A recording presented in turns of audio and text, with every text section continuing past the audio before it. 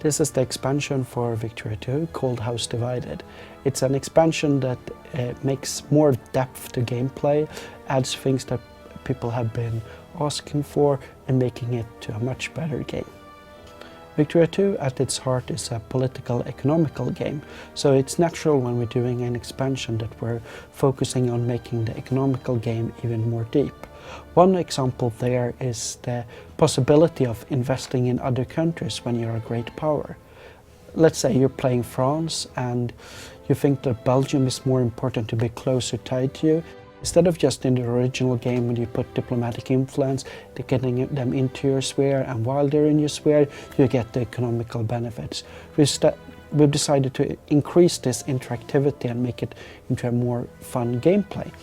What we've done here is that when you play France or any greater power, you can start building factories in non-greater powers.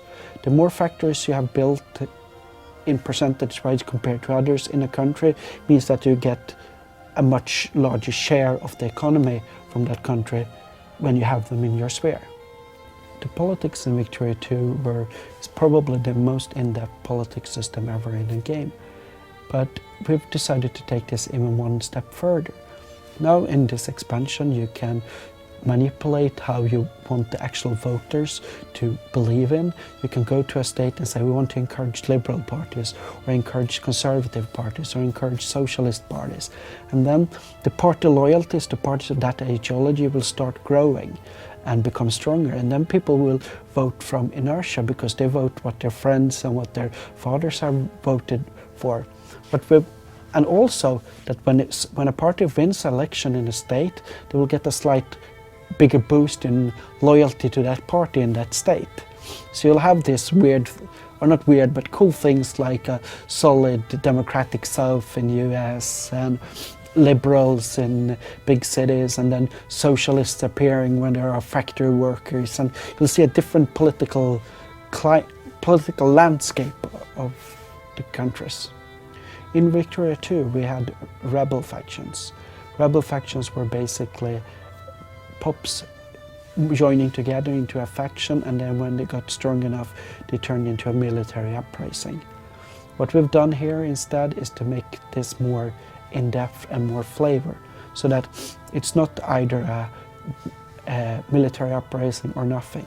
Here we have popular movements, which is the new world, since they're not just rebels, they're people agitating for reform or for the independence of a country. But if they're agitating for a reform, they're working inside the system at first. So that you'll see this reform getting more and more popular because of this movement there. But you can also try to suppress movements by using your lack of press freedom and good bureaucrats and policemen to basically crack down and make sure that people are not as much attached to that reform movement. But the more time you crack down on a movement, the stronger their anti-society bias will become, and eventually a party or a movement in a society where it's also not that much freedom will be able to become radical. And when a movement is radical, you get a military uprising, like in Russia when you get the communists rising up and making a coup in 1917. There's not always a need to suppress movements. Sometimes you want to accept what they want to do. Let's say you have a movement that goes for a political freedom like the vote. It might be even better long term for you to just let this movement get as powerful as possible, get as many people as possible to support that movement, and then you enact it when the conservatives have become upset enough about it. Then you can enact it and make a lot of people happy.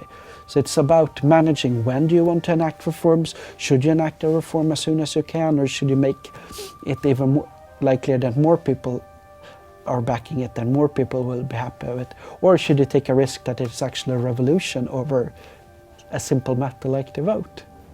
there's a lot of different ways to play Victoria 2 in.